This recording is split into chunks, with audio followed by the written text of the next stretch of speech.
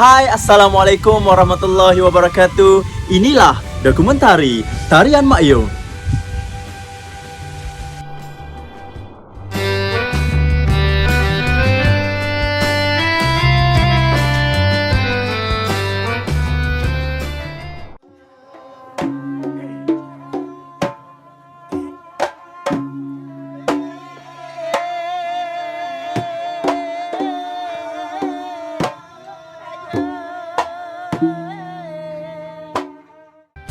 Melalui pembacaan saya dalam buku Tarian Mak Yong Warisan Kesenian Kelantan menerangkan pengenalan kepada persembahan tarian tradisional ini.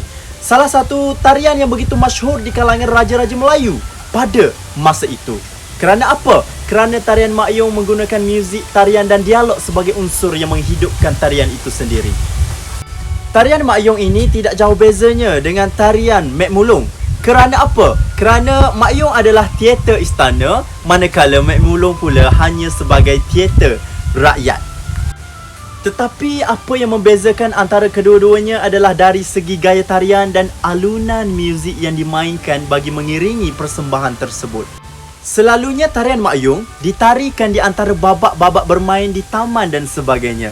Selain itu, tarian juga dikatakan indah dalam Mak Yong ialah tari ragam. Seperti tarian-tarian tradisional yang lain, tarian Mak Yong juga amat mementingkan aspek pergerakan tangan dan lemah gemalai jari jemari seorang ahli tarian itu.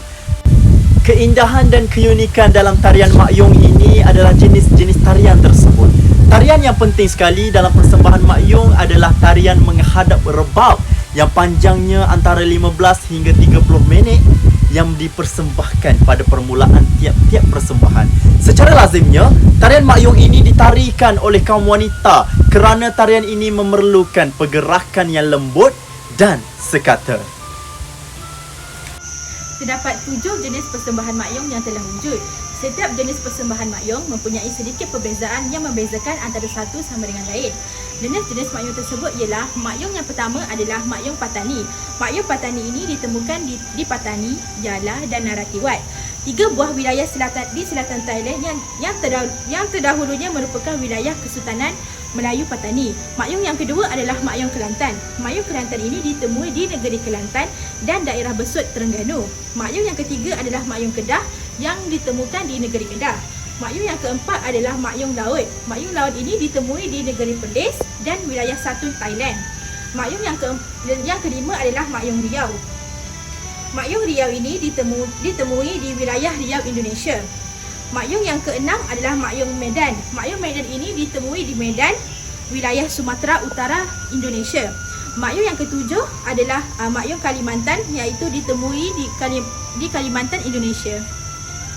Dalam latihan Mak Yong, setiap pemain akan diajar keseluruhan peranan watak dalam Mak Yong, termasuk raja, permaisuri, bangsawan istana dan pelawak, termasuk para panglima. Mereka turut diajar pelbagai kisah Mak Yong, termasuk Dewa Muda, Dewa Pecil dan Hijau-Hijau Intan Permata. Selain itu, mereka akan belajar sejumlah besar lagu pengiring Mak Yong, termasuk Pak Yong Muda, Sedayung Mak Yong, Sedara Tonggek, Kisah Barat, Barat Cepat, lagu khabar ke pengasut dan pengulit. Selepas seseorang pelajar telah menguasai keseluruhan aspek ini, mereka akan menamatkan pelajarannya dengan melalui upacara sembah guru sebagai tanda tamatnya pembelajaran Mak Yong. Assalamualaikum warahmatullahi wabarakatuh dan salam sejahtera. Saya Nur Amira Zaila binti Ramli, Pegawai Kebudayaan di Pusat Kebudayaan Pejabat Timbalan Net Chancellor Hal Ehwal Pelajar Alumni Universiti Malaysia Kelantan Kampus Bacok. Dan saya merupakan staf yang orang kata bidang saya adalah teater tradisional Mak Yong. Adalah apa tarian Mak Yong ataupun apakah sebenarnya yang dimaksud dengan Mak Yong? Okey, Mak Yong merupakan sebuah teater tradisional yang akan ada 4 elemen penting, iaitu muzik, nyanyian, lakonan dan tarian. Okey, dalam setiap persembahan Mak Yong wajib kena ada 4 elemen ni baru lengkap satu persembahan teater tradisional Mak Yong.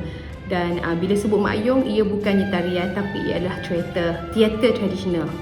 Saya mula terlibat dengan persembahan Mak Yong ni. Saya terlibat dengan Mak Yong. Saya mula belajar Mak Yong tahun 2006. Tahun 2008 saya mula berkhidmat di YMK dan kepakaran bidang saya juga adalah Mak Yong bersama dengan Puan Nur Hayati Zakaria, iaitu anak kepada Primadona Mak Yong Khatijah Awang. Dan pelibatan saya ni mungkin melebihi lah 2006, 2016 dah 10 tahun, almost lah 20 tahun. Tapi saya ni tak adalah expert pasal Mak Yong, cuma saya sangat minat dengan Mak Yong dan saya rasa macam saya dekat dengan Mak Yong mungkin kerana background keluarga saya yang juga orang kata orang Malay, orang-orang seni. So jiwa saya tu adalah untuk belajar Mak Yong dan mendalami sedikit mengenai teater tradisional Mak Yong. Pencapaian terbaik saya dalam Mak Yong ni, macam saya cakap, saya tak ada apa yang nak banggakan sangat lah. Cuma pelibatan saya ni pada masa 2006 sehingga kini di YMK pun saya rasa saya yang terbaik lah yang terbaik yang pernah saya ni tahun 2014 saya mengetuai 500 peserta bagi Malaysia Book of Record Lajus Menghadap Rebab yang diadakan oleh YMK. Lajus Menghadap Rebab ada 533 peserta dan saya merupakan peserta nombor 001 dan mengetuai persembahan bagi memecah rekod Malaysia Book of Record Lajus Menghadap Rebab. Dan masa tu adalah pencapaian sangat baik lah pada saya sebab buat tempat sendiri. Dan selain pada tu, pencapaian-pencapaian lain, saya pernah dicalonkan bagi anugerah pelakon wanita terbaik bagi persembahan Mak Yong Dewa Indra Dewa pada tahun lepas, bagi anugerah teater Malaysia ataupun orang kata Festival Teater Malaysia ataupun anugerah teater Malaysia.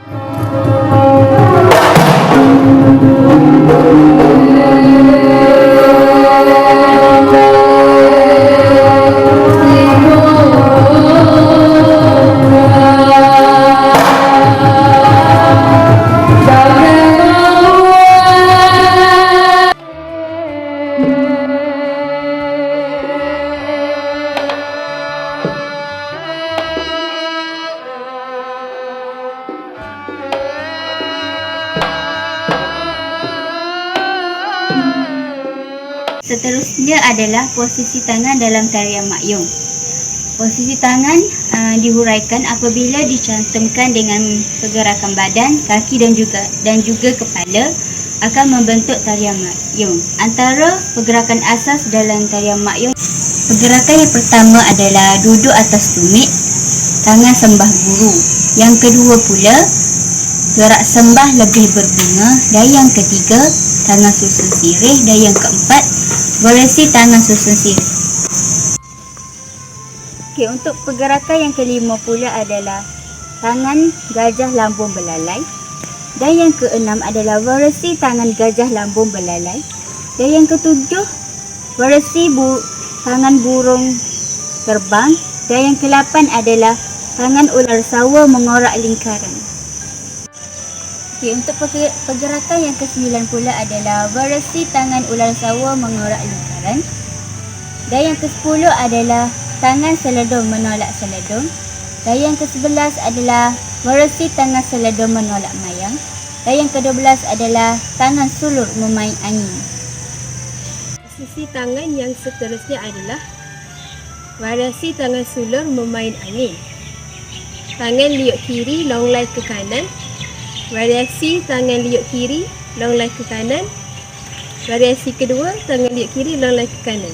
Posisi tangan yang ke-17 adalah berdiri tapak 3 dan menghadap timur jaga. Tangan sirih layar. Variasi angin sirih layar. Kirap penghabisan. Langkah turun dari kayangan. Langkah naik ke kayangan. Dan yang terakhir adalah Pak Yong berjalan.